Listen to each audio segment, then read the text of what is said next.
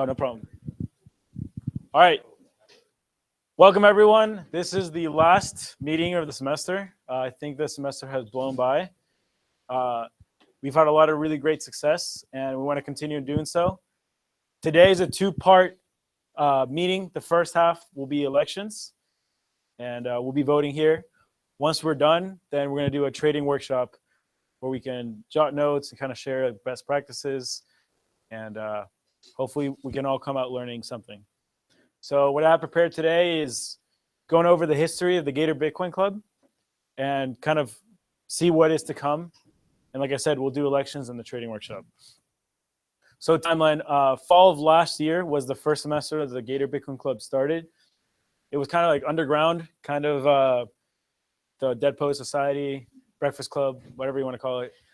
And that was founded by DM and Aaron. And then in the spring of this year, it was myself, Brandon, Nathan, Antonio, and Aaron. Brought it to this kind of the next level where we became an official student organization. We went to a really great conference called Distributed Markets, which I hope to go to again in this coming fall, or thank you, spring, February. And we had a really great foundation and a pilot. This semester, thanks to all the planning we did over the summer, was a huge success. I mean, we were able to have tons of AMAs. We had some tailgates. We really had solid content. You know, the first semester we had one workshop on Ethereum, and then this semester we did 3. Last semester we did 1 AMA. This semester we did 4. Was that the final count? We really had a lot of people step up. So thanks to the guys that have been coming to kind of like the open door executive board meetings, kind of what I try to instill in the culture of the club, kind of a meritocracy. And then in this new upcoming semester, we'll have more partnerships, hopefully. There'll be a bigger member base. We'll be able to grow the educational content. And then now we're eligible to get student government funding. So hopefully we get more food than just like the last meeting. And again, thanks to WIT for sponsoring the food. We really appreciate it. Elections. I'll run through how it's going to work. We have the list of positions up here, and they're in order of what we want them to look like. How it works is you can sign yourself up for the first one that you want. We're going to be going in order. If you don't get the position, you can still run for something that, you know, that comes subsequent to that. If people are unopposed, we'll just hear their speeches about 2 minutes and hear what they have to say, their ideas for next semester. And if they're unopposed, they'll have that role. If they are opposed, we'll have the candidates step outside after they give the 2-minute spiel, and then we'll vote and have them come back in. Any questions? All right, let's get started. I think the only person that's really eligible to run for president is someone that's been on the board before. And I'm graduating, and then Antonio is going to China next semester. So our unopposed president for democracy. Okay, guys. All right, guys. So I'm humbled to be your new president. No, guys. Exactly. So yeah, I've been here since the beginning. I've seen it grow from a group of 5 people that had no following at all. I've seen what works about bringing people into the club. I've seen sort of how we can go about getting other members into the club, how we can go and approach organizations to get them to speak with us, and just sort of general best practices of running the club and sort of things related to that nature and organizing people. I've been under Joel this semester as a treasurer. I kind of understand what needs to be done with the presidency. And yeah, I think I have a lot of great ideas moving forward, sort of some better ideas about how we can split up people that are in more advanced and people that are starting out in cryptocurrency in general. And yeah, I look forward to next semester, and I hope you all join us and stay with us and help us grow. So thank you guys. You got the clicker? Okay. All right. Congrats, Nathan. President, 2018 spring. More. Next VP, we have Jacob Franks running. We'll open the floor. Does anyone want to run for vice president? Well, Jacob, you have become the vice president of the club. Some words of wisdom. Well, I'm happy to be your guys' next vice president. I've been in the cryptocurrency space for almost 2 years now. And I've gone from people telling me that I was making a huge mistake investing in Bitcoin to the same people coming to me yesterday once we broke 10K telling me, is it a good time to invest in Bitcoin now? So no, exactly.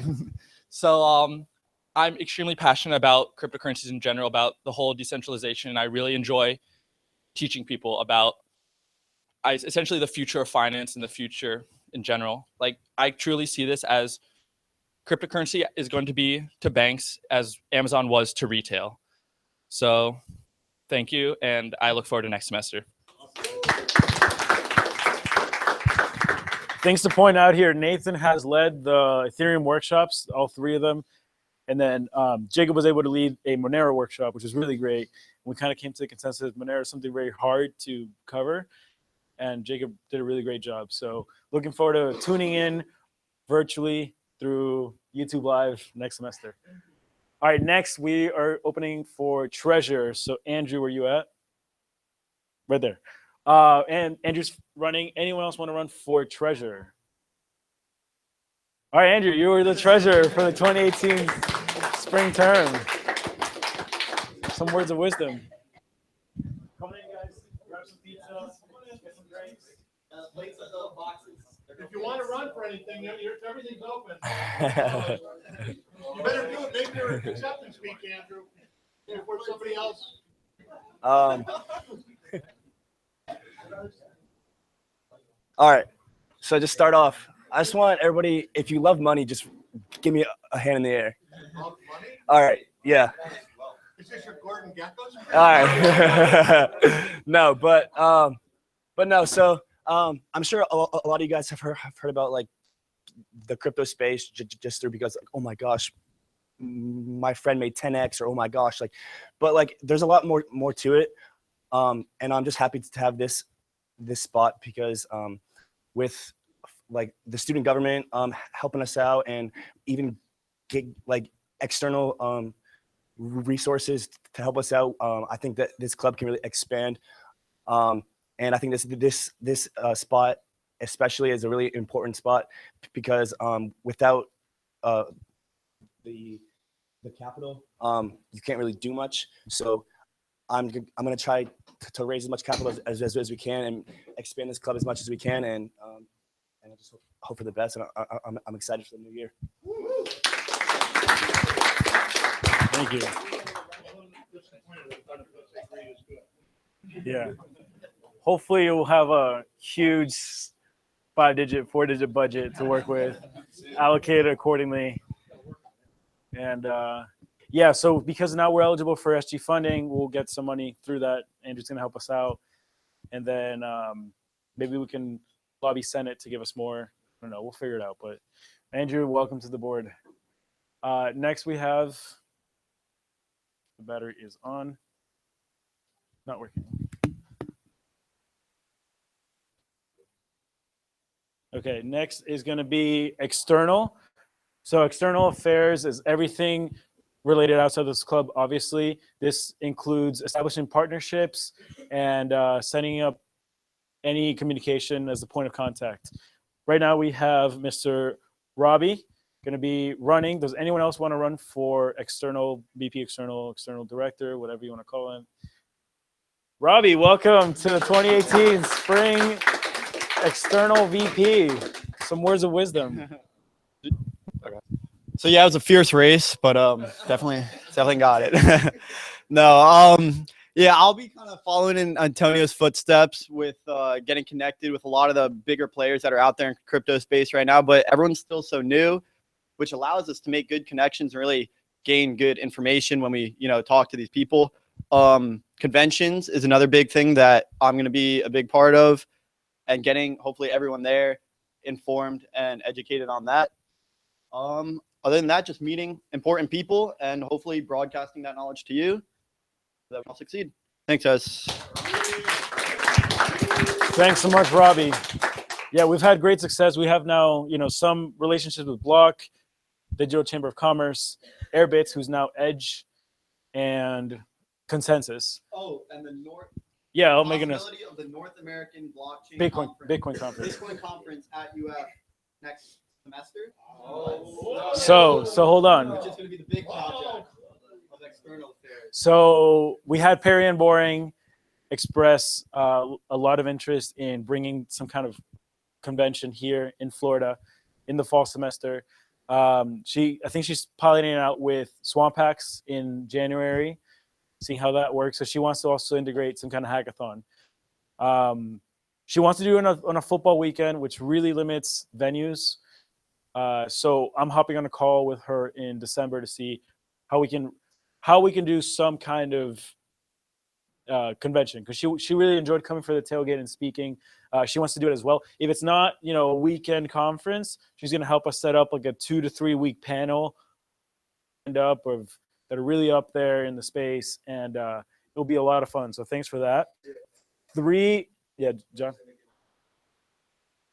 Well, yeah, she wanted to do like a Friday. Like she said, like Saturday would be the game, so the tailgate. Day before convention, and then day after maybe the hackathon. The day before, like it would be like a half hackathon, half convention, where there's you have 48 hours to hack, and then you can take rests and listen to people talk about whatever they have to say.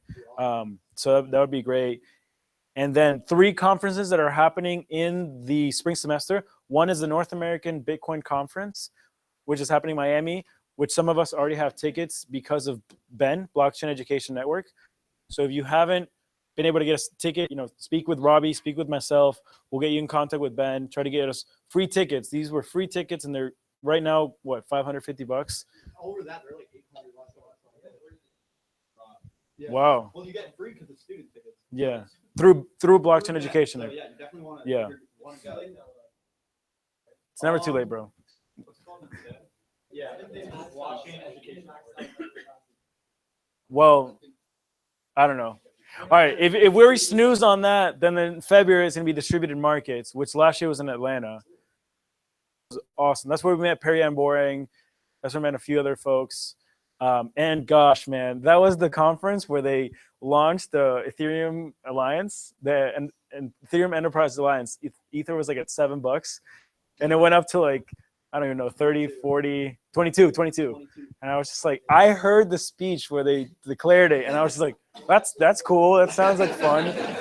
Oh man, today hit 500, so fun. Yeah.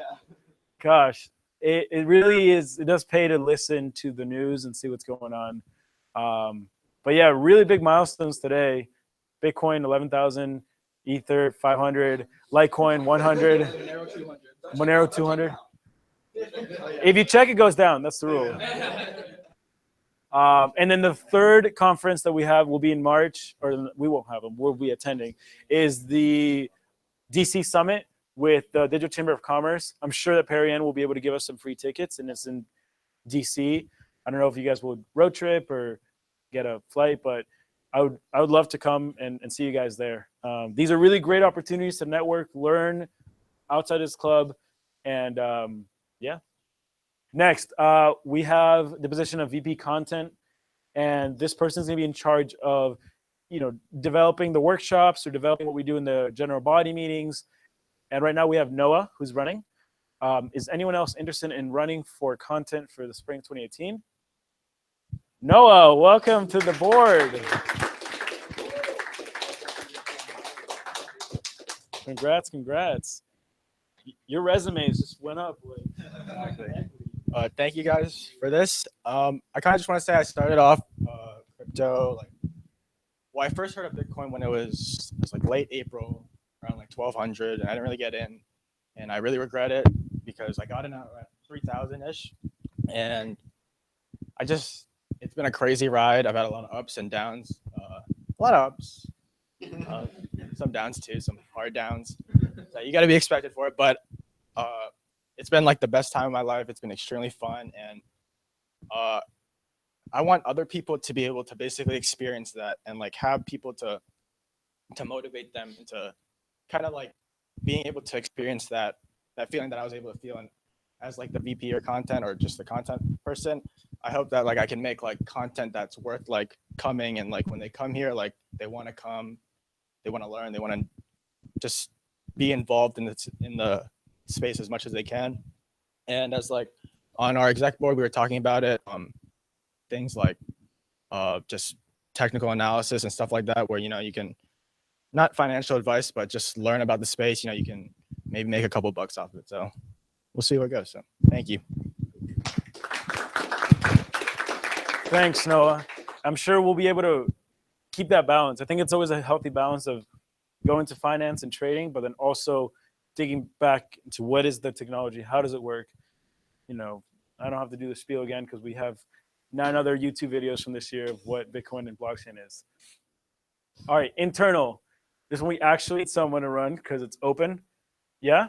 All right, awesome. What's your name? Connor. Do you want to know what it entails, or are you just going to?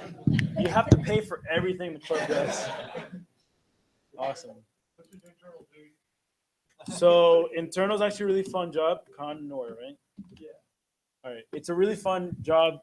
You kind of are in charge if it's in a fall, the tailgates, or any social events, any team building activities. Yeah, we were trying to set up a improv workshop with the Theater Strike Force, which is the improv club on campus, just to try to get members to mingle with each other. One of the challenges that we've had for this last year is retention. So the first week is always 50, 60, like all these seats were taken. And then after they were like, oh, we have to learn, like, oh, well, I'm out of here, like. So really having that bond can help us get really good membership and good numbers and, foster the next generation. So Connor's running, that's great. Anyone else want to run for internal? All right, great. We got Kyle. This is good stuff. Our first. Woo! Yes. There's marketing after this. And we don't have anyone for marketing. Okay, so that gives you some perspective. You have marketing as well. So you may want to be strategic here, just saying. Yeah. All right. And also, these are positions that we came up with that we really need a point of contact. But once that's made, you can have folks that can work with you and, help you develop the content or help you, figure out logistics for a conference. So, we still have people that are eager to be involved. We can always, make room at the table. So we have Kyle, we have Connor. Anyone else for internal? Once, twice. All right. Well, we'll start alphabetic. Yeah. Is anybody going to run for marketing? Well, whoever doesn't get internal gets marketing. Okay. I mean, I think you should just keep that in mind. So that's. Yeah. So Connor, want to come up here? Just say like 2 minutes. What your ideas are in the last 60 seconds of how you want to unify the club and activities you want to do. Background about yourself.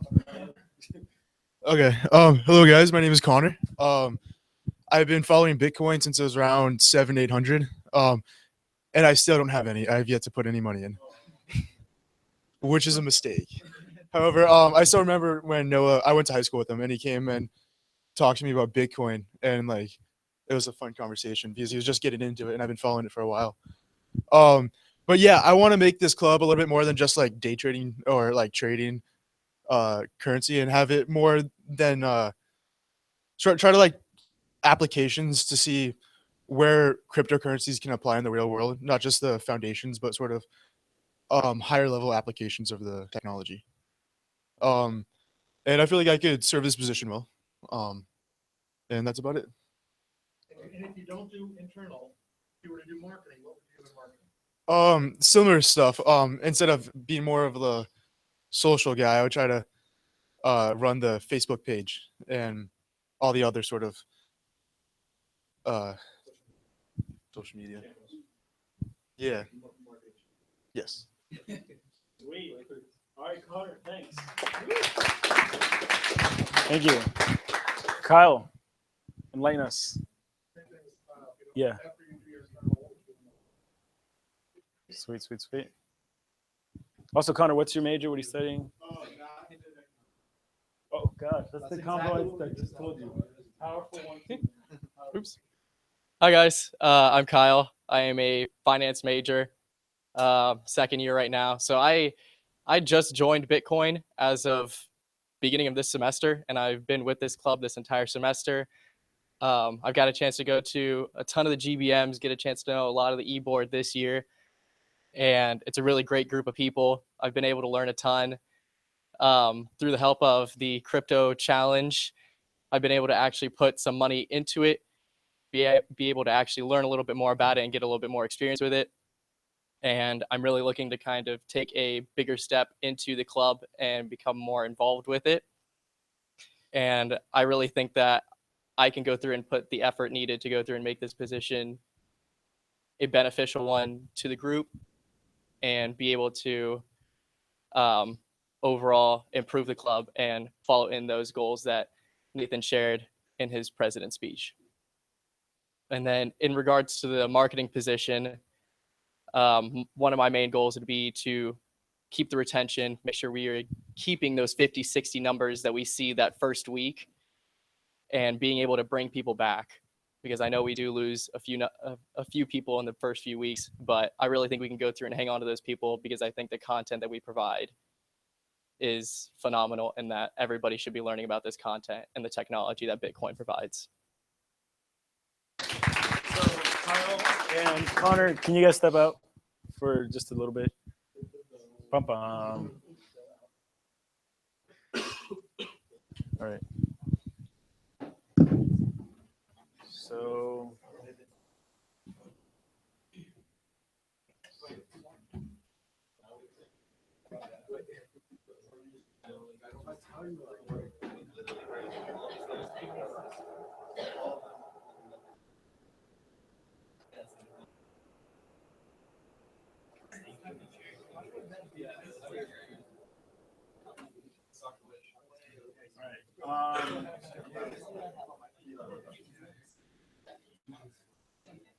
Can you guys see what should I turn off the okay. All right. We heard the two candidates. Let's do a democratic vote here. So who sees Kyle for internal? We can vote on this. UF students that have been to one meeting before. Okay. What's that? No. Students who've been to one meeting. Okay, so we got 1, 2, 3, 4, 5, 6, 7, 8, 9, 10, 11, 12, 13, 14. Yeah. For Connor. All right, so Connor will be marketing. And then Kyle will be yeah. All right, can someone bring them back in, please? Yeah, I'll get them. All right.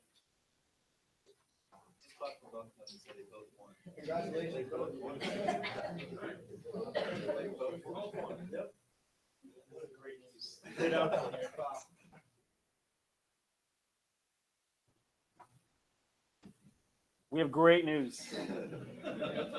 You're both on the executive board. So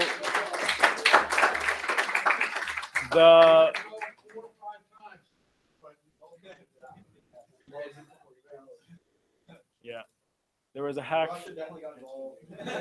Just gonna say that. The Russians intervened. So VP internal will be Kyle. Congratulations. And then VP of marketing will be Connor. Great stuff. Just stick around after the meeting. We'll get your contact info. You'll get acquainted with the other folks, and it's gonna be an awesome, awesome semester. Like, it started with 2 executive board guys, went to 5, went up to, I don't know, plus or minus 7, plus or minus 2, and then now we have really great board. Time to talk about trading. All right, so switching gears here. Thanks for everyone participating in elections. We'll switch gears. All right, so a little bit of preface here. About a month ago, we started to come up with something called the crypto challenge, where if we were given a certain amount of money, what would we do with it, and how do we invest it? You know, what are the learnings? What are the outcomes? And we have a lot of folks that participated, and we'll have each one of us come up, and I'll go first. So I don't know where to put the clicker, but all right. So I would call myself a risky investor in this position, and also lazy. So I took the money, started with 50, put it all in Litecoin using Coinbase. I liked Litecoin. I liked Coinbase because Litecoin only has a $2 fee, whereas for Bitcoin it's a lot higher. I saw that Litecoin had previously been up to 90, and I think I bought in when it was at around 50 or so. And then I got $2 taken off, and then today it's worth $80. So my ROI was plus 60%. So No, that's not annual. no, it's not. It's not. So that's a 1 month return? Yeah. Yeah. Multiply that by 12 for an annualized return. Yeah. Yeah. So 1 month I made 60 over my initial investment. Things that I take away is that to do this well, you got to stay on top of the ball. You got to really read news and see what's going on.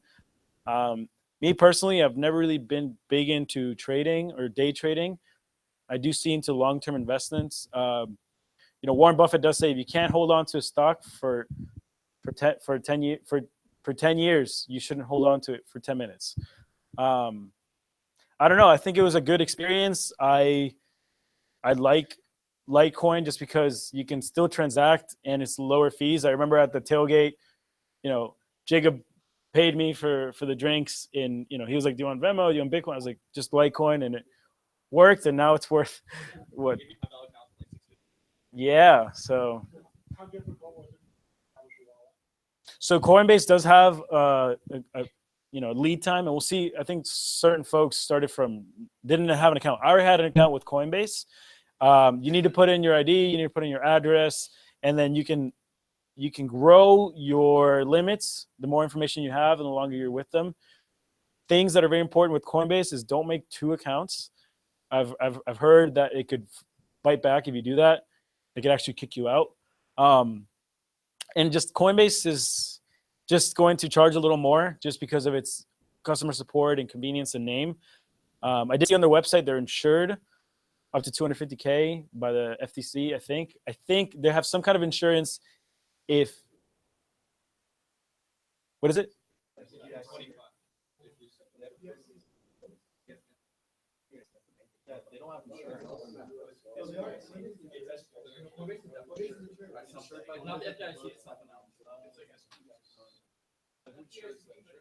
So did you actively trade, or did you just establish? I dumped it and all in one and checked back today to see how I did. So you were not an active trader?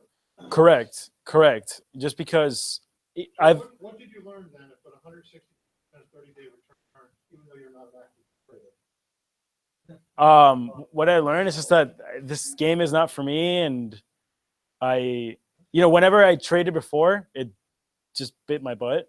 I was criticized myself for weekends earlier in my trading career, and then also just like not timing it well. It's just, and then hindsight's always 2020. It provides some frustration, but it was a good experience. Next up, we have Nathan. I have some notes that I want to read off. I have some notes I want to read off, and I also have some pictures I want to share. So I'm still kind of sending the emails for sending the pictures, but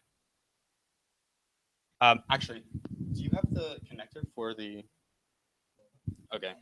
All right. Well, I'll just read off what the notes that I wrote, and then I'll open up here the pictures. Well, actually, does the person next want to go, and then I can show the pictures after? Would that be more beneficial? Okay. All right. Sorry, Pablo. Oh, you're good. I had no idea. So I actually didn't take the $100 from Wit. And I've been trading since what is it? June.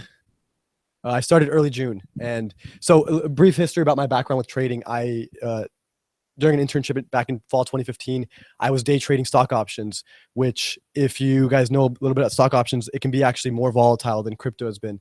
So I made a lot of money and then I lost a lot of money, and it was all speculation. And it was all trades based on emotion and no backing at all. So I learned a lot of lessons, and that was really good because even though I lost a lot of money, now that I joined the world of crypto back in June, I had already made all of the rookie, basic mistakes investing. And so that was really good.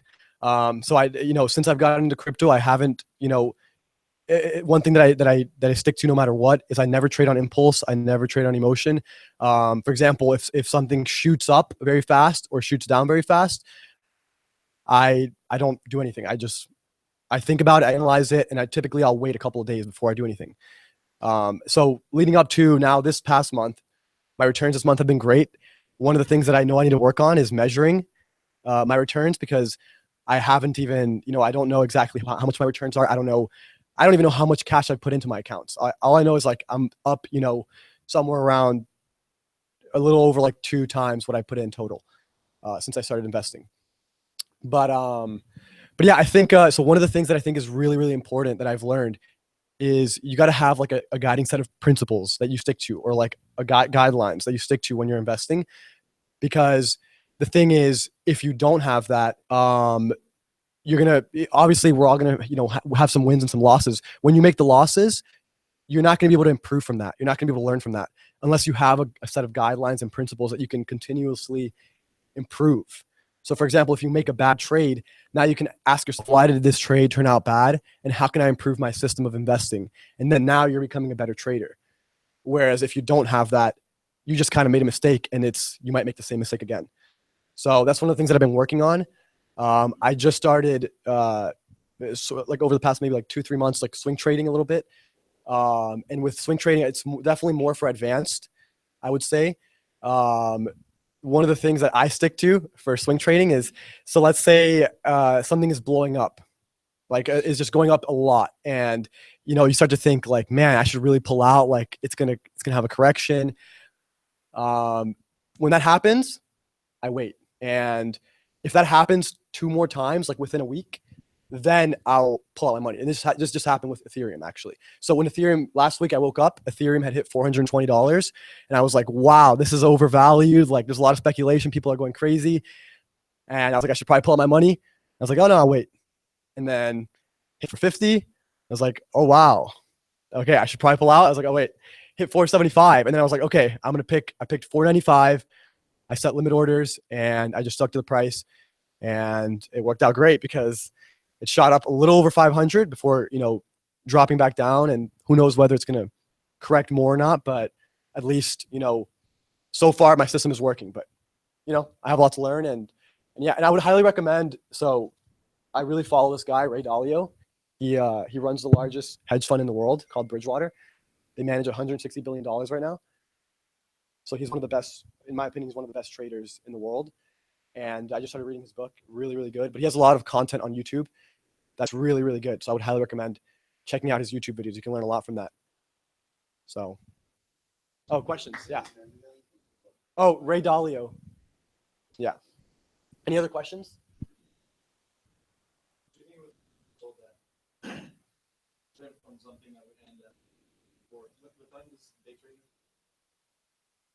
Yeah, 4 p.m. I think. Yeah. Yeah. Right. Yeah, that's actually, especially, a lot of times I can ignore it, but like over the past 2 weeks, I'm like checking it like 24/7. And so like it was actually becoming a problem because I wasn't sleeping because like I typically go to bed pretty late, you know. I go to bed like around 3 a.m., 2 a.m. And then sometimes I would wake up in the morning, go to the bathroom, and I'd be like, oh, let me check how crypto's doing. And I would see it and I would just wake up instantly. So I would be sleeping like 5 hours a night. And that was pretty bad. But I mean, it's fun.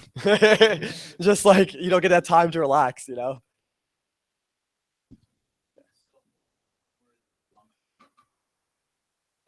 I'm definitely more a long-term investor. I'm really against day trading. I mean, swing trading is like not as extreme as day trading, but for example, even in my swing trades, I take precaution.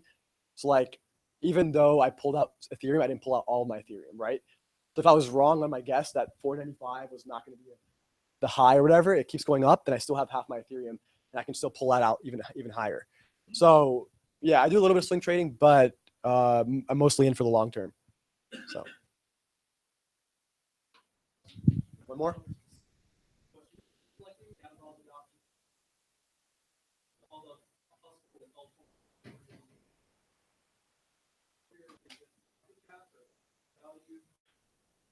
For me, I really analyze and try to think about whether it actually has any value. And for example, one of the biggest things that I stick to no matter what with crypto is I think about whether it makes sense for this to actually be a token of exchange or like a currency, because there's, I'd say like 99.99% of these, it just doesn't make sense. Like, okay, yeah, they may be working on some really cool project and doing some really cool things, but why the hell do they need a token? It doesn't make sense. So that's like one of the things that I stick to. So like most of my portfolio are cryptos that I see actually can be of a use of exchange. Like they have value of, in just the sense that they can be exchanged. A utility, exactly. So it doesn't matter what kind of cool revolutionary project they're working on. It just matters that it's a legitimate currency, you know? Yeah. Cool. Yeah. All right, now I'm ready. Almost. I have to log in here to get the pictures. You can just tell us the story. We don't because But we have, I'd like to hear everybody's story. I don't want too much detail. I just want a lesson learned. Like give me a minute worth of 3 bullet points. Okay. I mean, everybody should give a minute's worth of 3 bullet points. Okay, so For learning, not for giving us all the details. okay, so I have always been a long-term investor. I pretty much bought and forgot about it. I pretty much bought into Ethereum and forgot about it for a year and a half, and I'd never really traded before. So I had already a big background in creating wallets and stuff like that. So I didn't go through a new wallet creation process because I feel like it would be biased, and I already knew a lot about that. So I took the trading aspect to I started learning about the trading aspect more so than the getting up and running with trading. So what I did was I looked at CoinMarketCap. I always read up on different cryptocurrencies and altcoins beforehand. I have always just have read up about projects in the space, and I decided, oh, maybe there's potential for trading these coins, coins that I thought were interesting, like storage, different altcoins like Zcoin, stuff like this that I can, if I hadn't learned about it before, I would just check CoinMarketCap. And this is probably not a good idea about how you should go picking coins. But what I would do is I would see the ones that had the biggest returns of the day. And the ones that had the biggest returns of the day, I'd be like, oh, why does this have a big return? And I'd go on coinmarketcap.com, which is a great resource if nobody knows about it. It just shows all the cryptocurrencies. If it has a big return, I click on its website to read its white paper, to sort of understand why maybe it would have value at all. Any sort of coin that makes a big jump is pretty much speculation, you can assume. So what I would do is I would see that it pumped up really high, look at it, decide if I think it's a worthy coin, and then wait for it to come down. So down? 30% a haircut, 50%? So it all pretty much, the thing is that that all altcoins kind of are tied to Bitcoin. So if Bitcoin is pumping up and altcoins are pumping up as well, then it might not be the case that that specific coin is getting increased speculative value due to some sort of legitimate reason. Like I didn't ask you that. You said that you would trade on the haircut. I'm asking you what's the parameter for your haircut? Is it a 30% drop? Or did you just say, did it just feel like that was it was primarily a feeling based on what Bitcoin was doing at the time. So if Bitcoin had made a sharp increase and other coins had made a sharp increase, then I would wait for Bitcoin to dip because how much? It- Listen, it if you wasn't- say I got just lucky. That's perfectly fine. yeah, I did. It was just a feeling. It was just a feeling. It wasn't like a If it's specific feeling, number. That's good. That's trading too. Mhm. That's perfectly okay. But there's a method. That's what I hope we can share with each other. Okay. Methods for crypto are a little different than traditional. He was explaining his method with looking into the white paper and looking into an event that might have caused the rise. Haircuts, I've never used anything like that. I'm just saying, I'm trying to learn. Because if I'm sitting here in this room, I'm listening to 15 people who participate in the crypto channel. I'd like to know if there's trading strategies that maybe I can use. Is that fair that we would try to share what we're learning from each other? Yeah. Okay. And if you say I just got damn lucky, that's perfectly good too.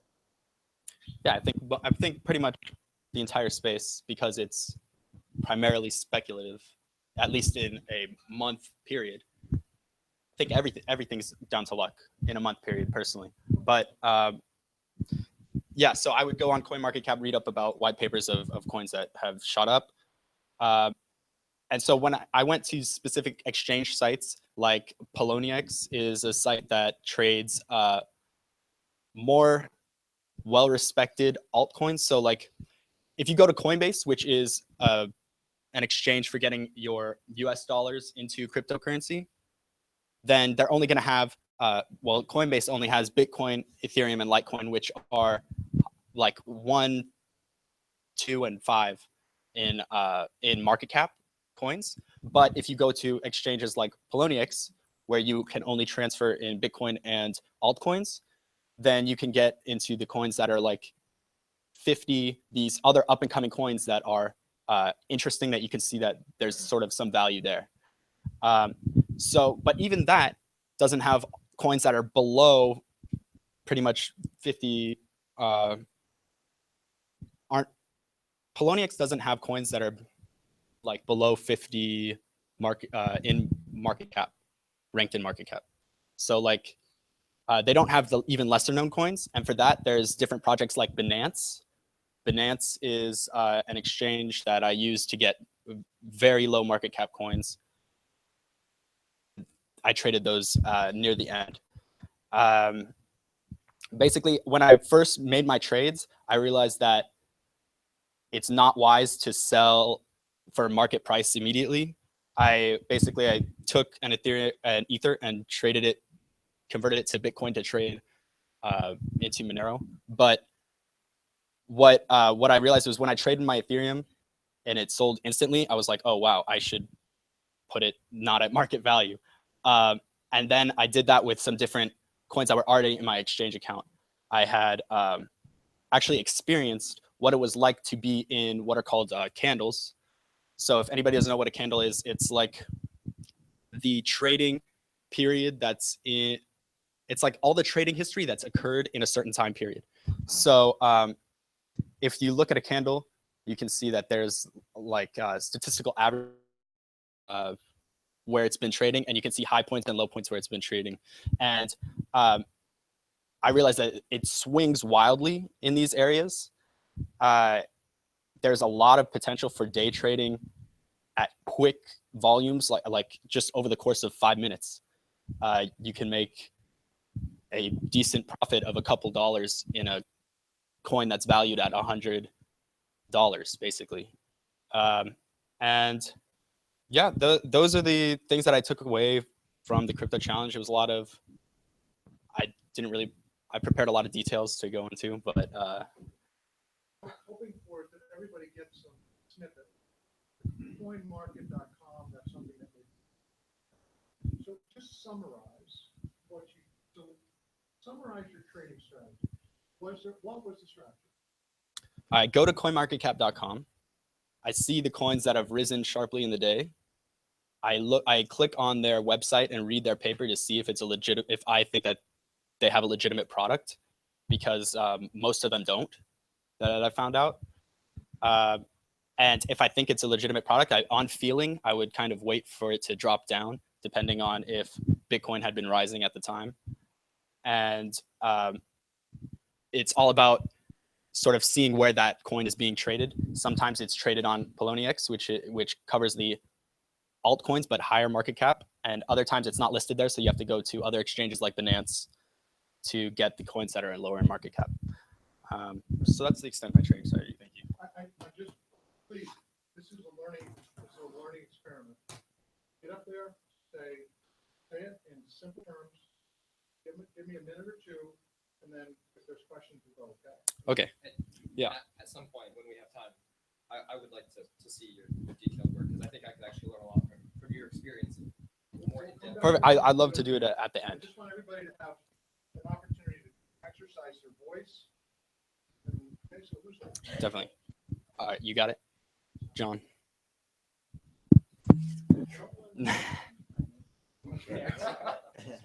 Are we actually using this thing? Yeah. Oh, okay. Oh, true. Okay, cool. Nice. Okay, so obviously I have a little bit more on my screen than everyone else. I did a quick Excel thing, but the quick highlights. My 30-day was about 72%. This came almost primarily from Bitcoin. So my strategy was, all right, I'm gonna look at this 30-day time horizon. What do I expect to happen over this time? Because I don't want to day trade. I want to minimize my fees. I want to just buy and hold for the 30 days and then sell. So my thought was basically, what is happening in this space right now that is almost a guaranteed return? So what I saw was tons of new money coming into the market. How are they going to bring that money in and then get it into coins? Well, they do it almost entirely through Bitcoin. So I said, all right, if it's all going through Bitcoin, then Bitcoin has to rise. And obviously, this is kind of how it works. We all kind of know this. But I said, all right, I'm going to put 95% of the money in Bitcoin. And then I'll throw a little bit of extra in similar big coins that I believe in, except for Ripple. I don't really believe in Ripple that much. But I put it up there to hedge everything else. Yeah, so what I really learned from this, though, the big learning experience from this for me was I wanted to make a new account for this. And so in trying to make a new account, I tried on 6 different exchanges over 30 days. And only one of them was able to actually get me online and running in that time. I've already had an account before, but to get up and running, I mean, on Coinbase, they couldn't verify my bank account because of the numbers that they deposited in my account weren't what they said they were 3 times. After emailing with their support for weeks and weeks, I got no response back from 6 exchanges, 6 support tickets in and no response back. So what that tells me is, okay, they're busy. Time with institutional investors. They don't have time for bringing people on. So that's telling me that growth and money coming into the space is incredibly throttled. So I'm just expecting more and more and more money to keep pouring in. And I'm more of a conservative investor, I like to think. Even though I'm investing in crypto, I am still going to probably keep putting money in Bitcoin just because it floats the rest for now. Took your $50 and you broke it up. What were the transaction costs in all 5 of those? Yeah, so since I couldn't actually get an account online for this project, I just scaled down and mirrored a portfolio that I currently use now. And for the purposes of this, I ignored the transaction fees. Right. They'd probably be around 3% using Coinbase. 3% Yeah. of your $50. Yes. Or 3% per trade. So times 5 trades, it'd be think it still comes out to 3% total, right? So you Yeah, think 3% total across the 50. Yeah, I think it does. So 3%, $50. About that, yeah. Is that about everybody else's experience? Well, it's 3% from Coinbase. And once you can deposit Bitcoin on other exchanges and then use that to trade and get your other altcoins, and most exchanges go from 0.1 to 0.15. A trade, each trade. Right. Give everybody info. Coinbase is also owned by, or they own GDAX. GDAX has 0 fees, so you can use that to trade if you're a maker and not a taker on the market.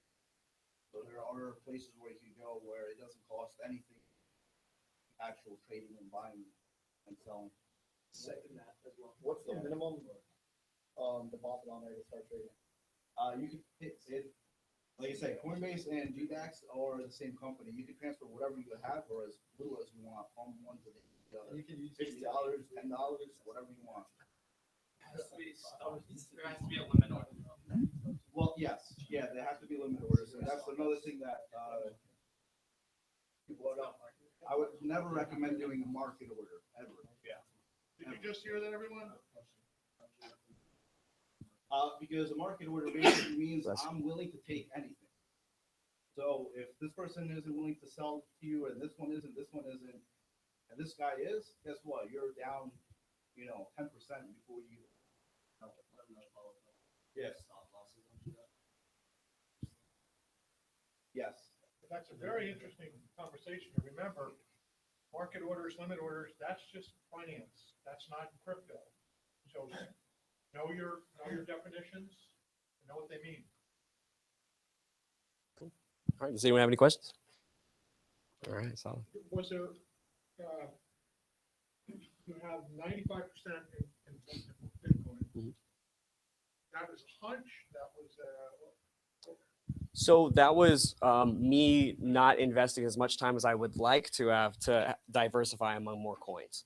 I really think there's better coins out there. There's obviously coins that could have returned a lot more that I do believe in more. But for the purposes of the 30-day time horizon, I saw this is the highest expected profit as a result of the probability of it going up and the return I would expect to make. So for me, it was, I wanted to make sure that I can make money over this time horizon. And yeah, that was it. Because I know Bitcoin obviously is going to go up if everything else is going up because it's where the money comes through.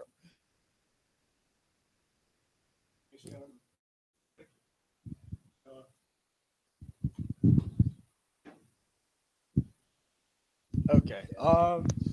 So I have this kind of strategy I had on the top, but I kind of strayed away from it because, I mean, like I picked Doge and Ripple, but not because like they just happen to be both high market cap with low prices. Low prices just so I wanted to capitalize on the returns as much as I could, and I like the reason I picked these two was I kind of wanted to go with a more riskier approach. I don't know why. I've never really been I've never invested in any of these coins. I usually stick to like 4 or 5 coins that are. Fair to say that because it was just money to lose, right? Exactly. I mean, yeah. That's a human emotion. Yeah. Ladies and gentlemen, and, if it's you don't care about losing the money, well, why not? Just risk it a little more. So I wanted to just kind of put a little more risk in it, and I know Doge has a very very pumpy and dumpy coin that it has a chance to go 15 times and it has a chance to dump hard too. And Ripple was more of like an impulse. I don't really like Ripple as much or at all, but low price, high market cap. I don't know. I wanted to test my luck basically. It was not too much thinking, but just want to try it out and stuff. But Doge, I actually thought I found a really good entry point. I was looking at different support and resistance lines, and Doge is actually at a really there's this really long span. It hit 15 satoshis and this huge pump, and it dumped all the way back down. And if you look at the fractal analysis of the whole thing, it shows that it likes to do the same thing. And I thought that the price I was getting at, which was about 17 and 18, I thought it was a good price. I thought it was good risk management. That I thought it had a good chance to kind of not boom, but a lot less risky, and I guess it worked out right. It hit my take profit 25, and that's also something that I learned from this.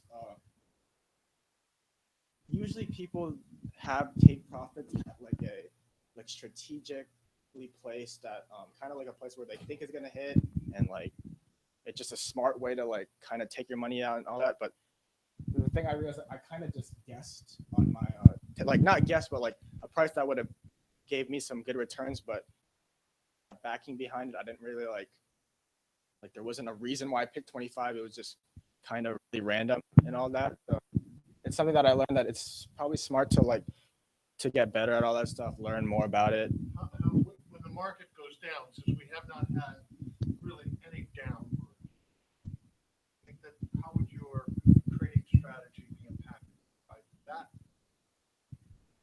If it went down? No, when it goes down. We've been, for 30 days, we've been in this craziness where everything's been going up. Yeah. That's not the market. No. So my point is, my question is, I like what you're saying, but you said you don't know why you made a choice. Yeah, okay. So I'm asking, when the market goes down, how do you think that will affect your decision making? Well, it probably hurt me. I'd probably get well. The market does go down. Oh no, yeah. You have to prepare for the market going down. Yeah, but like that's true, but Doge is kind of different in the fact that like it's kind of like a shit coin. The market, we know, everybody in here, there's 30 of us in here. We know that the market goes down. Yeah. I mean, it was Wall Street knows that too. Yeah. So Noah, what would you do in order to try to lock in some of your profits when the market goes down? Well, maybe apply some kind of like stop loss. What would he do? Stop loss. What else would he do? How would you hedge against a short loss? Well, would you take some kind of a position to try to offset? Well, yeah. That's what I would like for us to learn together. Yeah. We know the market's going to go down, so there are vehicles, instruments that you would take to try to lock in a profit. Yeah. Okay. Yeah, that makes sense. Because the market will go down, and we have to prepare for that. And also something that I because you said this was kind of like a learning experience, and I kind of wanted. I mean, you gave us $50, so I might as well use it for something. I wanted to like. I'm more of like a big like technical analysis trader. Like I trade based off of TA and not really like FA. TA is technical analysis, which is like charting, like looking at different lines and all that stuff. And FA is more fundamental analysis, like kind of looking at like why a coin is good or what separates it and all. And I've never really done that at all. And I decided just to like look. It's like these are literally like the two first white papers I've ever read. Dodge's white paper, or Doge. I mean, it wasn't really a white. It's like a website. It's like a meme, basically. And oh, sorry, I didn't know this was actually on. If you were to use technical analysis in the non-crypto world, right? Yeah. Okay. Yeah. How would you do that for stocks? Well, it depends what I'm looking. I mean, like what? Did you look at what technical analysis does for stocks or fundamental analysis does for stocks? Is it not the same, or? Well, I mean, like the same. Like, I mean, we're looking at the same tools, right? Like. Well, what you just described is a trading strategy. Yes. And that's being used today on Wall Street. Yes. So fundamental and technical analysis. Yeah. Are used in both the equity and the debt market. Yes. So that might be. You might be able to. Oh, yeah. Or FA outside the non-crypto world. Mm-hmm. Yeah. And I also like it kind of just like just reading these.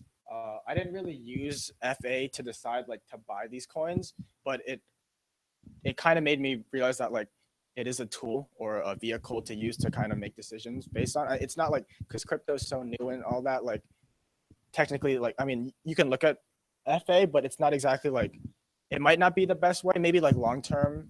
I mean, I'm saying this off of my own opinion, but right now it seems like it's being manipulated more. So it's maybe not the best vehicle, but I still think that it's worth looking at least. So yeah. I'm just curious for the group. Has anybody found a financial analysis for the Bitcoin world or any of the cryptocurrencies? Like, well,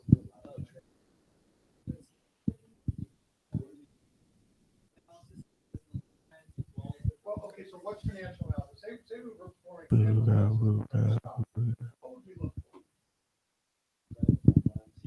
No, that's technical analysis. What's a financial analysis of a stock? Earnings. Well, okay. What leads to an earnings per share? What leads to earnings per share? So that's profit is earnings per share. What leads when you perform financial analysis, whether you're a finance major or not, where would you look on a company's information? Balance sheet, the revenue or profit, P&L. You might look at financial notes in the finance. You might look at notes of the financial statement. If you're saying you're going to use financial analysis, I love it, but now you have to go out and do it. So my question is, in the crypto world, has anybody performed a financial analysis? I mean, any of the traders here? I think what FA is fundamental analysis. There's no balance sheet for any of these cryptos. There's no PE ratio. There's none of the traditional metrics that you use. So you really can't perform fundamental analysis. You can though, because you can look into this coin. You can look at the developers of the coin. You can look at what projects they're working on. Is there a different criteria for fundamental analysis when it comes to cryptocurrency? Yes. Okay. So then that's a great learning tool for us. If you're going to do FA for crypto world, it's not the same criteria for fundamental analysis in the traditional stocks and bonds.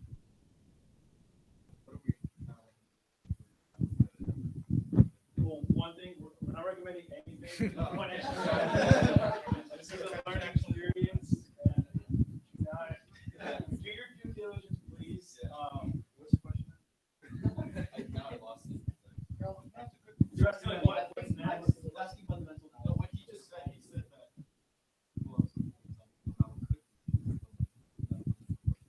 Yeah, fundamental. Yeah. It's not the same fundamental in the traditional trading sense. Now, here's the difference with the crypto fundamentals, or in terms of developers and what's backing it. That would be more long-term strategy, where technical analysis is short-term day trading, swing trading type of analysis. When you're following the trend line. Correct. So, just for bigger picture, this is what we're learning through crypto world. In the fundamental financial analysis world, those statements are they are all audited, and they all come under the requirements of the fundamentals of the Accounting Standards Board. It's all regulated. So when you start talking about FA, whether it's fundamental, we'll call it fundamental analysis in the crypto world, and you're just looking at a particular developer, ain't no regulations to that. So trader beware. Good, thank you, Noah. Our new VP internal, please. What's a great lesson here from Noah? He came out with a theory, and then it behooves the trader to be able to stand up and defend the theory. So if it's technical analysis, great. Just say I'm following the trends. If you're trying to perform some financial or kind of fundamental analysis, say all I did was look at the developers. So as a new member to the Bitcoin community, I had to actually like start from square one and actually make a Coinbase. So that took me quite a while compared to what I thought it was going to take me. I was talking to Nathan before we even started this, and I was like, "Oh yeah, I think this is gonna take like a day." And he's like, "Expect like a week." I was not planning for that.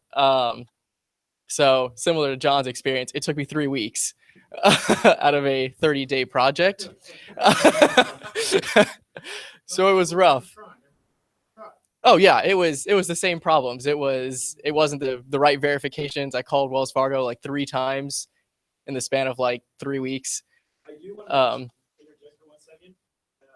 If you wanted to be scrappy and think out some bugs here, could have gone to one of us and done local Bitcoin transactions.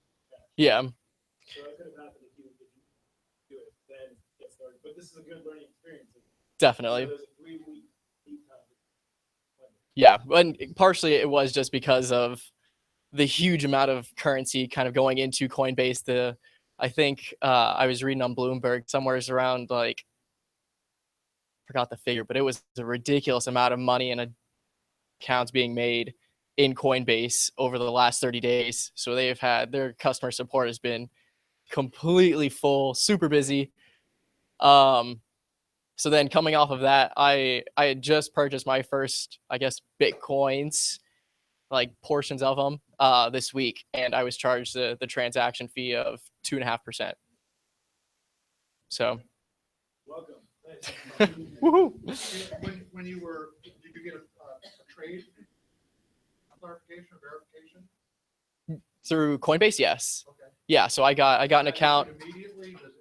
Yeah, so once you actually get verified and get your credit card on there, it is an instant transaction once you actually put the $50 in and you get charged a transaction fee. That's immediate, instant. But actually getting verified took 3 weeks. I do have a question for Coinbase folks that have done it before. I know the Coinbase Instant just became a thing 3 months ago. How does it work? Just show up in your vault. Yep. You have a Bitcoin wallet attached to Coinbase. So right, is it in my wallet? Yep. Yeah, it's a bigger fee. It's 5% business days after you buy it. Like the 2.5% is not instant, right? Or was it? It was instant. It was instant. Yeah. They might have lowered their fees. Yeah. Usually it's a lot larger of a fee for instant Bitcoin to show up. They just put you in the top of the pool. Well, they'll just transfer part of what they have in their reserves. They won't actually. That increased the price of Bitcoin that they list over market value also. Yes. Yep. It's very true. Thanks, Phil. Not a problem. So I use Coinbase.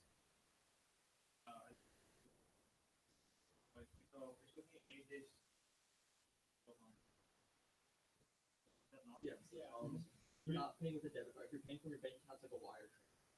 Yeah, I use my card. yeah, it's absolutely. So if you use your credit card.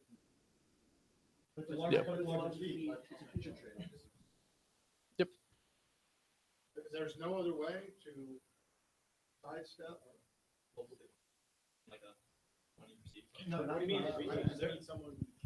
Yeah. There's another, there are other, a lot of exchanges. Gemini is another one that once you get set up, has instant available deposits, but you can't withdraw your Bitcoin or Ethereum until your account clears that deposit or whatever. So you have that to trade right away with, but you can't withdraw it right away.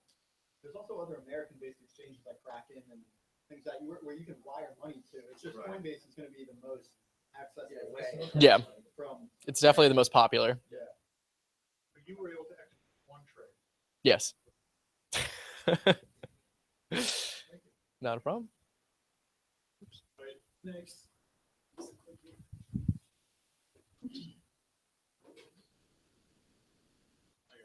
Gotcha.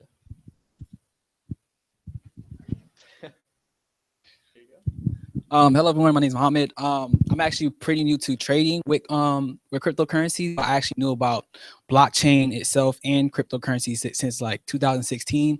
Quick background: I interned with Credit Suisse as an investment bank in New York City, and so I was able to get more information about blockchain through the director of blockchain at Credit Suisse. So I just didn't know how to get into that space. So I'm actually very grateful for the cryptocurrency challenge because now I finally got into the whole space of cryptocurrencies and well, more on the personal side, like, get to know more about blockchain. But because I was new to trading with cryptocurrencies, I decided to just split the money 3 ways and then go through 3 different cryptocurrencies with Bitcoin, Ether, and Litecoin. And so, as you can see, I had the breakdown here, how much I invested in the 3 coins, and then with the fees associated, it was like $1.49. So that's when it dropped down to like $45.53. And then so it had the same issues with the verifying ID and the credit card. Debit card took like 3 days to actually get the coins. And even when I tried to purchase it, it would say that it didn't occur. So they actually gave the money back and then had to purchase it again for it to finally go through. So there is like some difficulties with that, and then figuring that out and end up being okay. And it was actually a complete experience because being on the phone, like, using like not use the bathroom, but like going to different places, always checking your phone, like just sitting right here because Coinbase is an app. So I was always like literally like kind of got addicting to always checking the the app because literally like what just checking something on my phone. So it actually became a pretty fun activity versus like you're always on Instagram or something like that, but now it's an extra app you're looking at throughout the days, and that's how I said it was like a very fun experience. And then you have like in the different communities I'm a part of, they're actually they're not really educated about Bitcoin. So that was another experience itself. I'm explaining to other individuals about Bitcoin, blockchain itself, because people just associate blockchain to just cryptocurrencies, but there's actually different applications of blockchain, even in the banking industry, that blockchain can be applied to. So people are very curious about that. So even older alumni, they're trying to come to me and ask me about trading options. I don't even know that much. I'm just getting started, but the things that I've learned so much about it, I can tell them, let them know what I've learned from it, and pass that forward, because I'm really a big person about whatever I know, I like to share that knowledge with them. Needs of cryptocurrencies within different groups, and that's why it was actually neat to just see the articles they've dropped down in the group meetings and just read. Question? Yeah, no problem. No. So it actually was through my fraternity. So I didn't like. It's funny how like before I even got to cryptocurrencies, how much of them were already in it. So once I just dropped in my regular group meeting, decided to just invest in cryptocurrencies. I just said like I'm on this app. They're like, oh yeah, I'm on this too. And then they're like, there's a whole group me of us, and they're like 600 fraternity brothers in this. So there actually is there's a group me with just people investing in cryptocurrencies that can just add you to that, because I haven't joined that one yet. They actually just found out about the general cryptocurrency group me today, but there's one that's just strictly for fraternity members that I'm part of. Question: You paid approximately 9% in fees. Yes, sir. Through the Coinbase app. Right. Is that for the group? Is that a standard percent? I think it's because I didn't. Each one has the same fee, $100.49. So that's why. You couldn't have grouped it say one. No. You paid the same fee 3 times over. Exactly. I think looking back, you just bought all big and transferred over to exchange. Oh. Bought your brother's way smaller fee. Okay. Yeah. Great point. Yeah. That's I know about that. You would have lost more money on fees transferring to the thing. So the mining fee would have been more than how much fees you paid. Litecoin and then change. Yeah, It depends. That's got you said. It's like $5. Excellent lesson here. So just repeat it. Take this down. You buy the one. Like, and then you transfer. Okay, for sure. And then The reason why I'm saying this is I've heard I'm going to trade it. I'm going to be an active trader. Transaction costs, unless you can get a zero deal, zero cost, transaction costs will eat into your gains and Right. losses. Also, one thing to know, whenever you take money out, pockets of fiat, just make sure to report to the IRS, to the capital gains. Another tidbit that you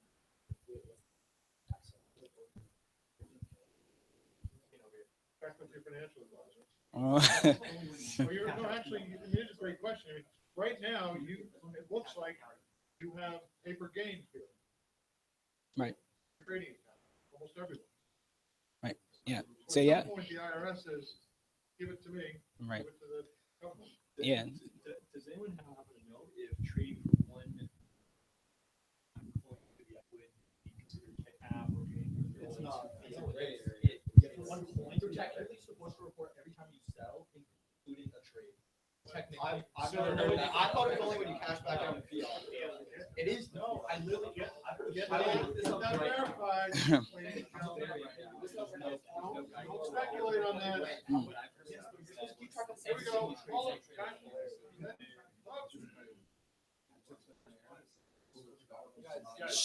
Please.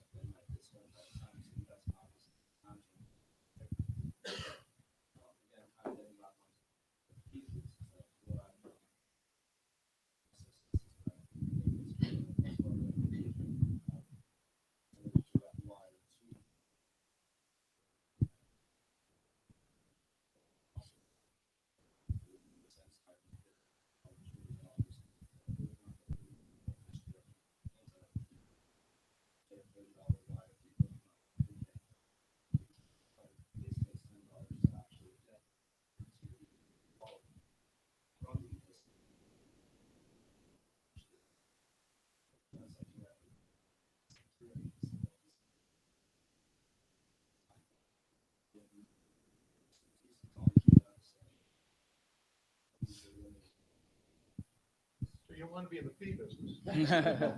Make money.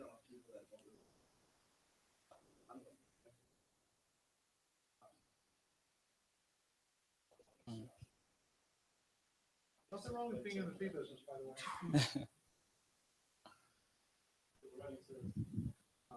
Not everybody mined gold in the gold rush of 1849. A company called Levi Strauss that did pretty well by selling blue jeans. Shovels and picks.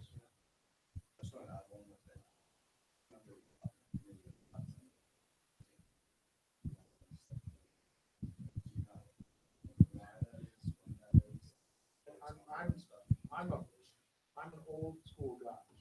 When markets go down, housing prices collapse, recessions occur.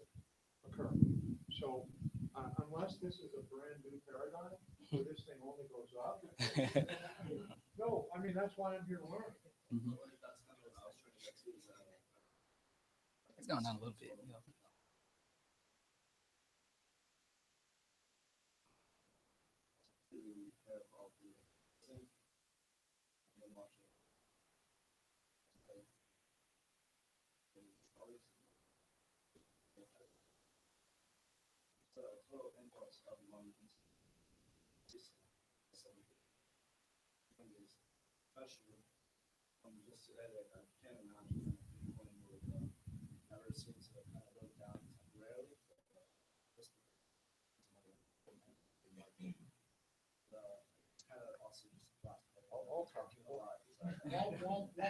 One moment. If you don't believe that something can go down, watch the movie The Big Short. I'm saying like, because what I'm getting at, if you're saying that there is no technological reason why Bitcoin should ever go down, meaning that there will always be short supply and money will always drive up the price. If that's what we're here as a learning community, then I'm going to go to my bank tomorrow morning and I'm going to take every penny out. But if you tell me that it's been your experience that Bitcoin only goes up because it only goes up, no. This is what we're here to learn. If that's what you're saying, then I want to say to you, please watch the movie The Big Short. Okay, that shit goes down. And the reason why it goes down is people sell against it going up. Okay. Now, again, I am absolutely earnest and sincere. If you guys and ladies are telling me that there is no technical reason, there's no technical way that Bitcoin can go down because supply will always be below what the demand is, then I am going 100% in crypto tomorrow morning. But if that's not tonight's conclusion, then I'm going to chill.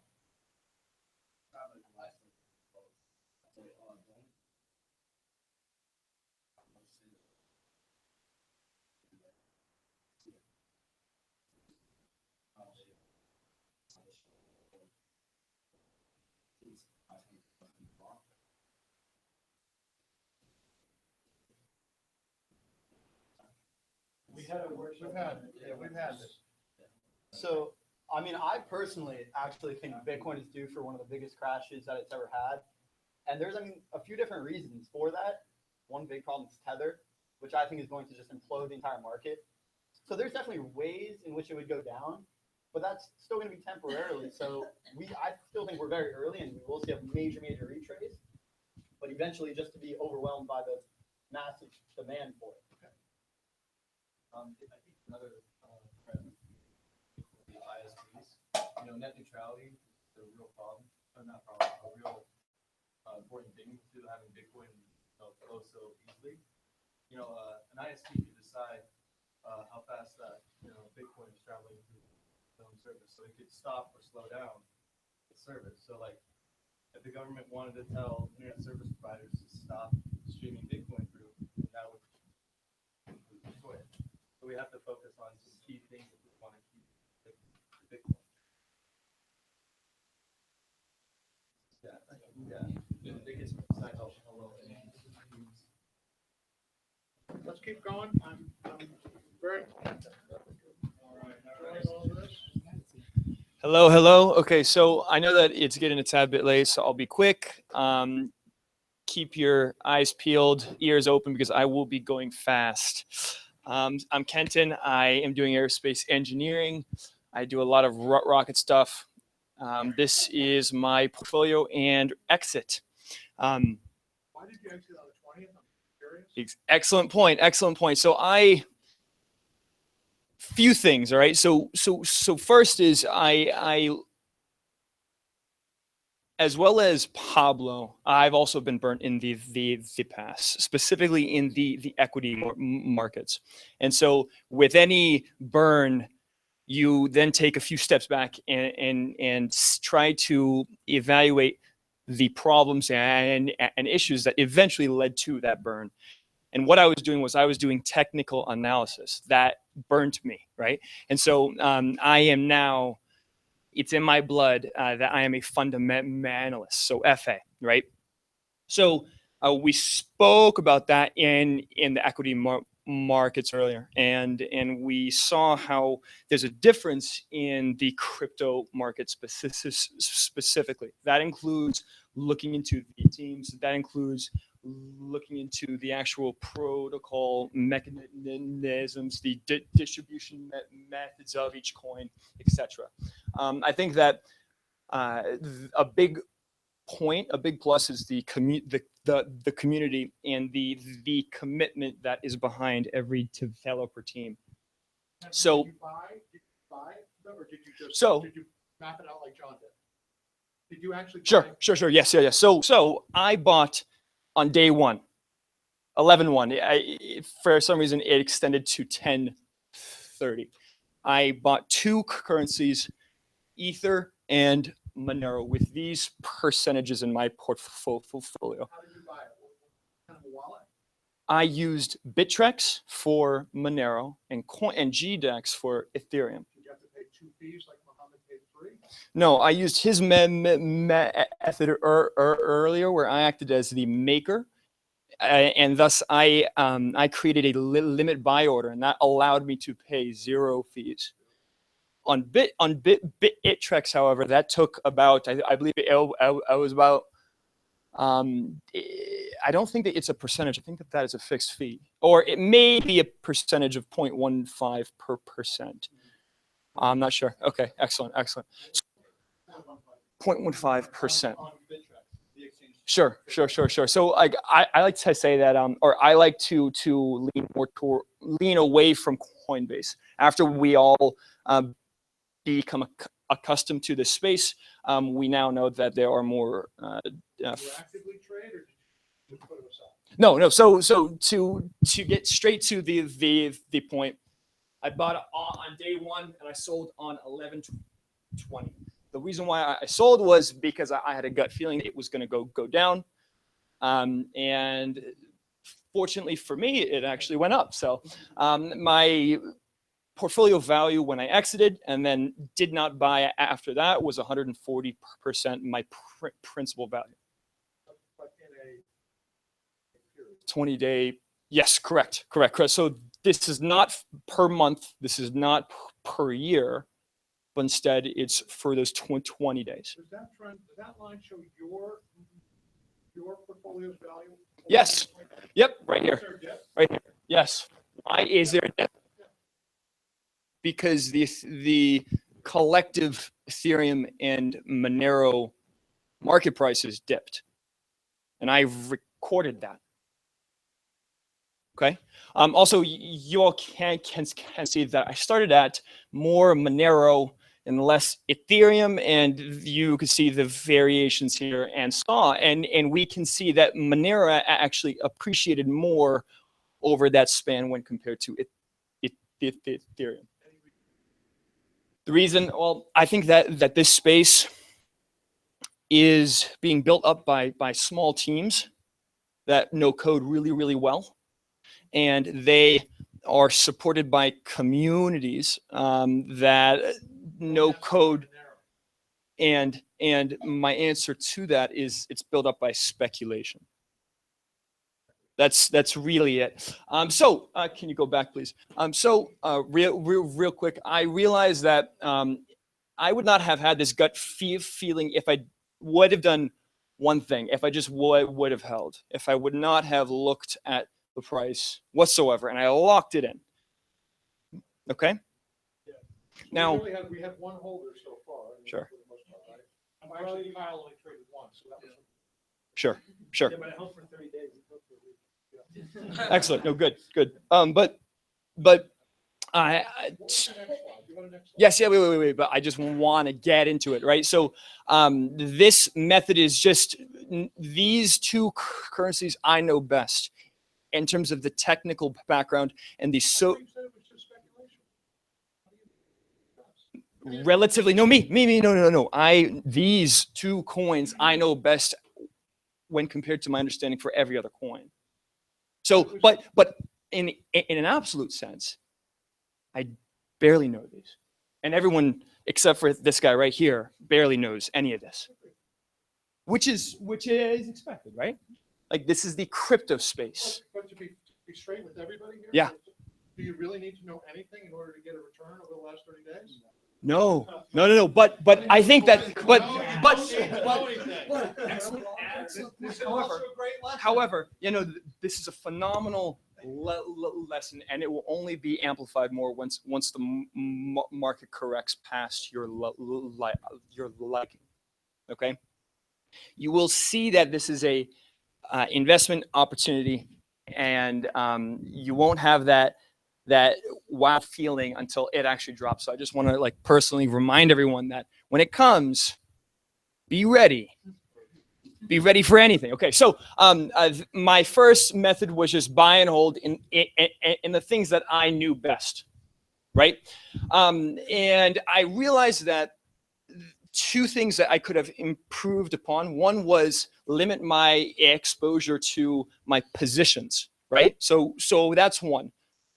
With this method, I dumped everything in, and I could have limited my exposure. And then two, I could have increased or I could have decreased the chances of buying at a local or absolute high.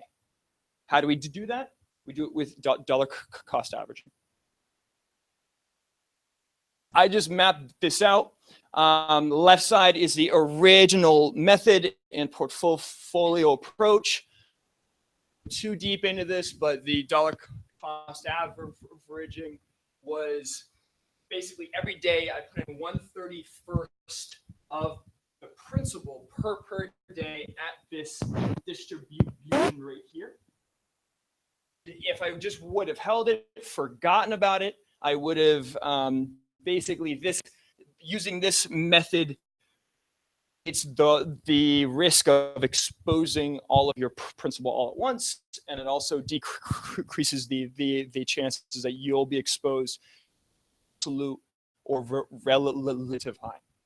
And this would have given a portfolio result of 163% monthly.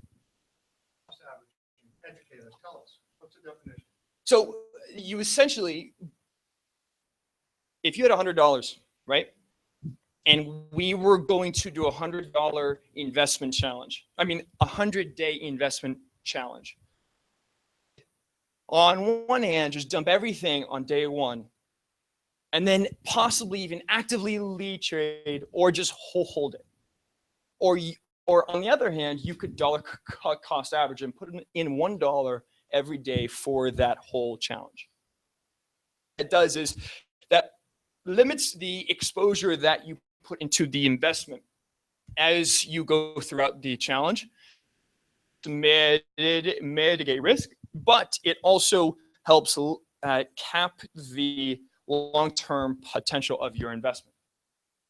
Expected, right? Like as you decrease risk, you decrease the ultimate gain, right? Another thing that it does is, offer something a little more yeah, please, yeah, tell me, please. Okay, and the money is coming out of your checking account every 2 weeks, and the money's going into some kind of a mutual fund.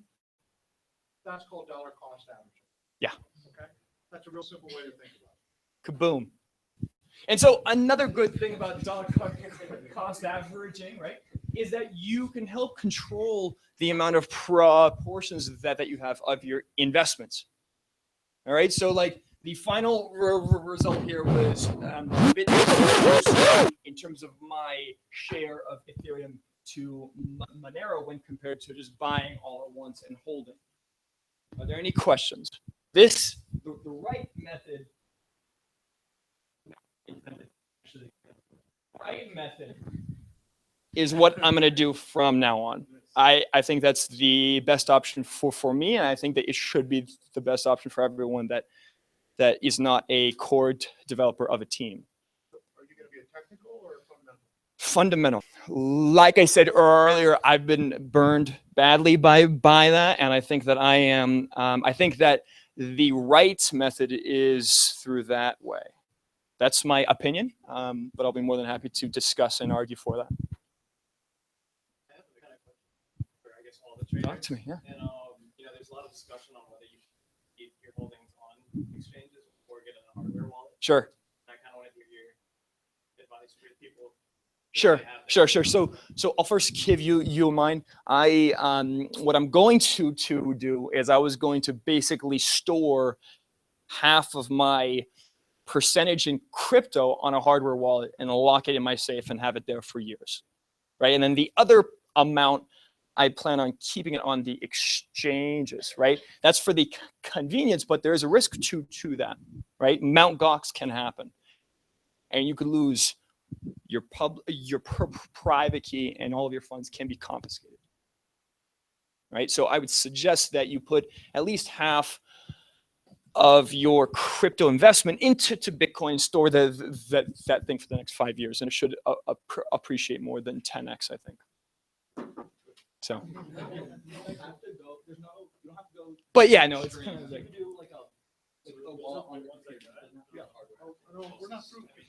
questions, more questions.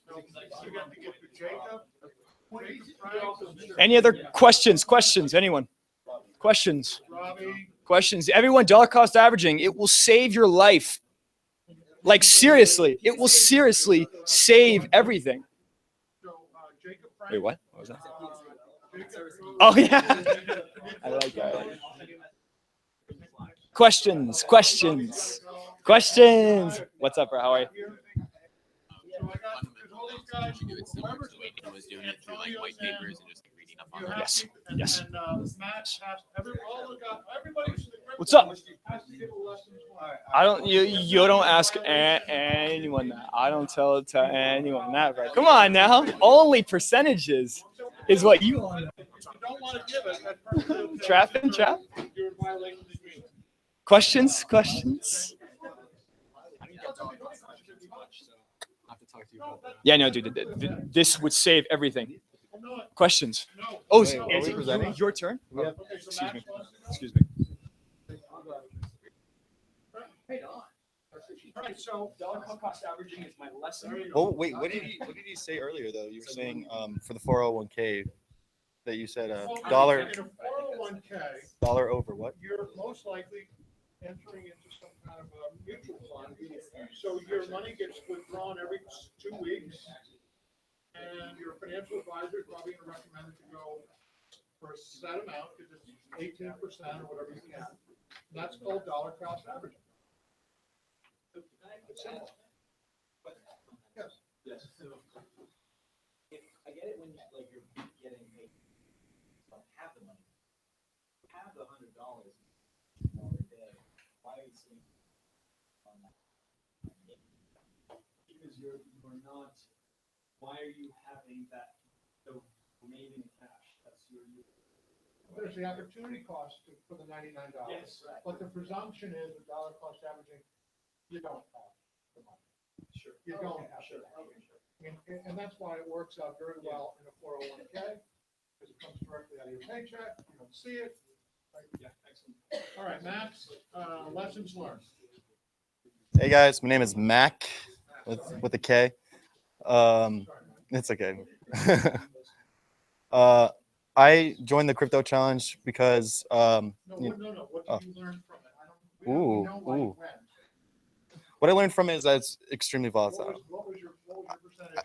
I learned that I was like making myself more stressed than I needed to be. What did you buy? I bought $50 worth of just Bitcoin. I didn't go for any of the other coins. I looked around. I bought it right after, what was the date, official date we started? October? No, October, November. $3, $2, because it was the, $2? yes, if it was the 2% or whatever the Coinbase is for it, right? It's like 15%.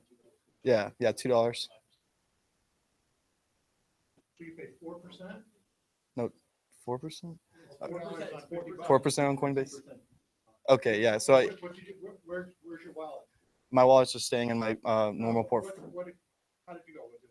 Oh, I just kept it on the Coinbase wallet. I haven't taken it off, but How long did it take you to get the Coinbase wallet set up? not long at all. I already had one set up, and since I didn't want to go through that long process of having a second account, I just stuck to it and put it in my own portfolio. But I can actually look at when I actually put it in. So What was your percentage earnings? What was your percentage return over this 30-day period? well, it's been changing crazily because the last time I checked it, What last time you checked? last time I checked it was like a week ago, and it was probably at like 10. Where were we at? No, we were at 9,000. Matt, we were required to come tonight with. I know that Joel has been sending out that message. Yeah. So the fact that you didn't come prepared tonight, that does not make me happy because I'm trying to learn from you. You're not teaching me. Okay. We'll talk afterwards. Okay. All right. Who's next?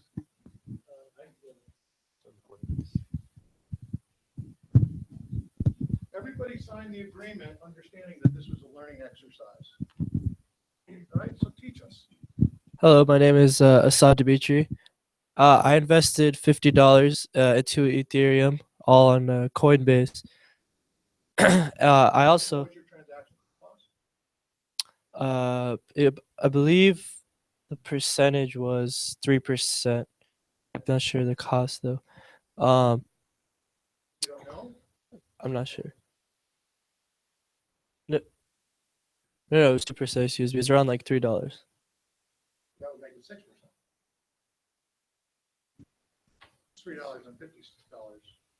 $3.50. It was around So $3. Okay, so what is your percentage? I started off with $50 and now I'm at $69. When did you last check? just now. And what do you attribute the rise from $50 to $69? I think people are really starting to buy into smart contracts. Like you said in the first meeting, to set Google alerts for cryptocurrencies, Bitcoin, Ethereum. And so I started following the trends, and I noticed a lot of articles were talking about how Ethereum is going to rise and become like the new Bitcoin because of the smart contracts, and people thought it was a less volatile market. And so I thought that was very interesting. And that made me really want to invest in it in the future. I also have shares of it. I just made one trade, but I plan on making more trades in the future. October 30th. What was the price of Bitcoin then? Oh, you mean Ethereum? I'm just curious. When anybody make a trade, not knowing what the trade. Oh yeah, it was 315, but like I said, I bought Ethereum. Okay, sorry. It's fine. When you bought Ether, what was the price? It was $315. 400 and four, yeah. It, What was your strategy to not trade? was my well, honestly, the thing I noticed with Ethereum is that like it was on some sort of a I can't say steady increase because nothing really cryptocurrency is steady. No, it didn't go down. It would mostly go up, and it has gone up, and it's kind of trending towards up. But I would say not yet on the same rate as Bitcoin. But from the information that I've been reading about, I really feel like pretty soon it's going to start increasing at the same rate, and also it's way cheaper. Hang out with Mac after today, okay? All right. Thank you. Jacob? The new VP of the club.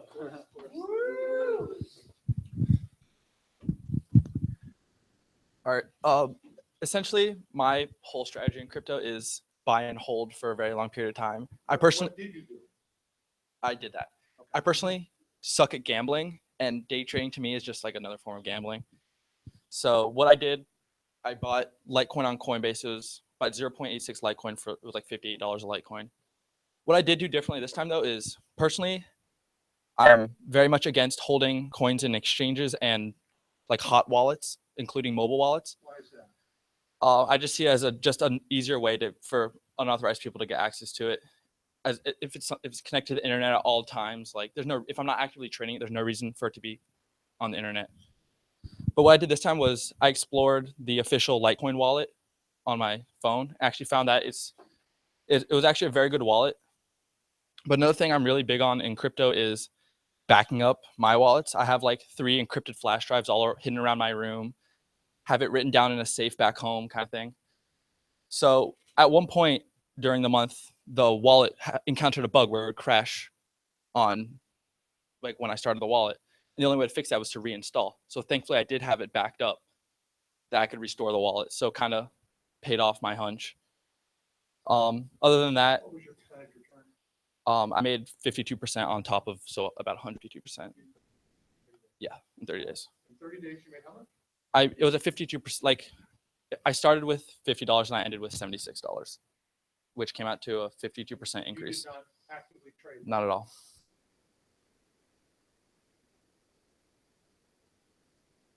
I mean, So what lessons? well, I think a big lesson is that you do not need to actively trade to earn money. I picked Litecoin because I see it. What do you mean? Like, if you go to Wall Street, if you gave that message, what would they say to you? I mean, they'd probably say you do need to, but I've shown that you don't need to. I mean, exactly. Well, it's a fair statement, but why don't you have to pay attention to what you do? I mean, of course, I pay attention to the markets, but I see a lot of the things philosophy applied to the markets and cryptocurrencies probably do not transfer over because historically, any entry point in cryptocurrency you make a profit on. That's quite a statement. Say that one again. I think that's true. Historic. Everybody needs to hear that. Say Say that again. I think that's At any almost okay, not counting today, but if you have bought cryptocurrency at any point in the past, you have made a profit on it at this point in Bitcoin. This is where this is the I mean, mentality. in most No, coin, I in think most this is coins. a remarkable statement to make. It really is. And who would have thought 30 days ago when Bitcoin was about at 5,000, I think I taxed you that, $5,000. And all we have seen is price appreciation. Mhm. I don't think there's an increase in value in any of it. Well, there you go. also back then when we were first talking about it, every entry point up until then was maybe one. Yeah. No, that's not true. Well, Not leading up to that. I don't remember exactly what point in time you're talking about, but we do continue to hit a new all-time high with each weekly candle. No, I'm not even saying it's sustainable. I'm just saying that what Yeah. that you said is true. Yes. Yeah. People have lost money crypto trading. Yes, that's if you're actively trading. The buy and hold mentality has been profitable up until this point. Almost. Coins, yeah, but not Bitcoin. I'm talking about like I'm not when I apply this mentality, I'm not talking about like coins that come and go that pump into. I'm talking your big name like coins that have actual use cases have been profitable up until this point. If you're holding for a long enough period of time. Yep. Hang out. I'm going to talk to you. Okay. Afterwards. Robbie. And is Nicholas here? Nick. So I've been trading for a little while, closing in on 2 years now. And just this past month, I've learned that I have definitely liked to take both sides. So technical analysis and fundamental analysis. In the past, I've been more of a technical analysis trader, but with all the news and all the altcoins that are currently, rising with so much volume, there's so much news that's coming out so soon and rapidly that as long as you stay on top of things, you can definitely find profits that way and definitely develop your portfolio more. Some of the things that I was invested in. Yep. So when did you invest? What did you invest in? I first bought Litecoin. I then I bought it from Coinbase, easiest way to buy Litecoin. Transferred it from Coinbase to Bittrex, the exchange that I use. I try to only keep the funds that I'm currently trading on an exchange for the same reason. So in this case, I had the full amount that you had given me in Bittrex, and I used that to purchase a few different coins. Ardor, I'm personally more of a short-term trader, so I use my technical analysis and just formations that I see on charts to trade fluctuations. Trading fluctuations over this past 30-day period? Mm-hmm. What was fluctuating? It was only going up. No, I hold almost zero Bitcoin. So I'm almost completely in. Other cryptos, there was fluctuation. Mm-hmm. So when you established your wallet, Mm-hmm. you already have a wallet? All crypto. Okay, so everything that you can trade on Bittrex is current. Basically, you have a wallet on Bittrex. It's an online wallet. So if I have Litecoin, which I originally purchased, I transferred it from my Coinbase online wallet, Litecoin. And Jacob didn't want to be on an online wallet, right? Me and Jacob differ on a few different things. No. I'm kidding. I know. Absolutely. Right. You were not as concerned with potential hack. Correct. I'm definitely concerned, which is why I do have multiple offline wallets where things that I'm not actively trading, I hold on offline wallets. However, in these times of volatility, I hold a lot more. See, because it's weird because you definitely want to hold a lot more on exchanges because things are volatile. You want to trade it. However, when things are volatile, things are more susceptible to be hacked. So it's a bit of a trade-off. In this case, I held a very significant amount of my portfolio on Bittrex, so I was able to trade it. And I was swing trading a few different altcoins. A few of them were Ardor. And how did you arrive at those trading decisions? It was a mix of technical analysis and fundamental analysis. For example, Ardor is releasing. Well, actually, it goes back a little bit farther than that. So because Bitcoin, I kind of felt was going to rise so much in the coming months with CME futures being released soon, I thought the only Okay, so CME is a very, it's an American-based platform for institutional investors in America, going to be adopting Bitcoin futures on December 11th, the Monday. They're a little bit later, I think. Yeah, so they're a little bit later. The first major one is Why are futures interesting to crypto market? okay. So futures can be traded on margin and leveraging, which is also very applicable to institutional investors. They are going to be the ones that are doing most of the volume, which in turn shows why CME, these other futures platforms, want to incorporate Bitcoin. They're going to start getting a massive increase in volume, which is then going to have its effect on the price. Excellent point. Look right now in the crypto trading volume. How much? I mean, we still have a lot of institutional investors. Absolutely. Not just the mom and pop. Right. So once the CME futures exchange comes live, it could be an explosion of institutional. It could be, or it could be a massive dump for the people that have been waiting to get actual US dollars for their Bitcoin instead of tethers. Could be either way. But yeah, what's up? Which is part of the reason why I'm all in altcoins, zero in Bitcoin. What's your percentage increase so far? Because I'm in altcoins, they're a lot more volatile from Bitcoin. So like 2 days ago, I was at like 193%. Like just today, I was at like down 70% from that. So it definitely goes on a 30-day period. Yeah. I mean, so you're That also isn't my whole portfolio. That's the money that was from this past 30 days. So if you were to net that out, Mhm. if you were to net, what would you say over 30 days? I'm sorry. What do you mean by net? Just Meaning you had gains. Mhm, mhm. 106 nights, down 70 from there. Mhm. What would be net after 30 days? And just this, what you're zeroed in on I mean, I would say about 125%. for 30 days. So an annualized. No. I'm sorry. Not a return on my investment of 125%. I mean, or actually, yes, I do mean a return on my investment of 125% over 30 days. Yeah. Is a 1,500% annualized return. If you are generating that kind of returns, first Ray Dalio book, that's the books will be written about you. Can't And I wait. think it's really important. Remember, when you go to the marketplace and you say that your return is, the market here is an annualized return. So a great lesson learned for all of us is if you're going to quote your returns, say it, I have had an annualized return or I had a 20-day return. Right. Say it. That's important.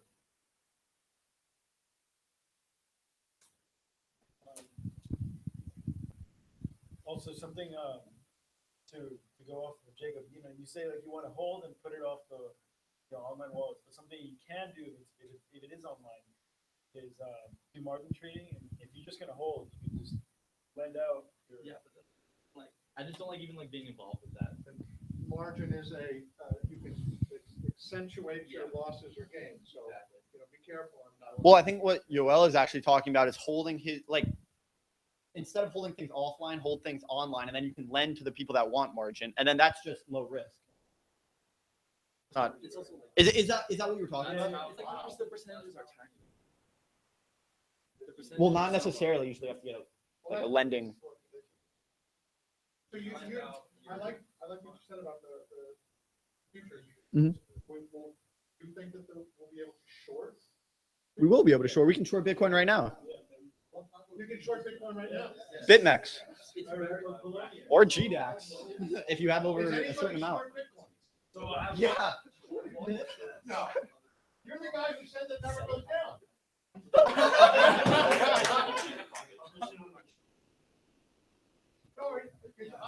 You are short Bitcoin. I have one friend that shorted I love crypto it. and just got. Didn't you say it never goes down? No, I said it doesn't mean that's not in. There are places Where did you short? My fault. Where did you short? You shorted above 11K. Yeah, good job. Yeah. It's tough to pull that trigger, but thank you. Antonio. Yeah. Can you stop the broadcast? What's up? Stop the broadcast. All 30 days for your strategy.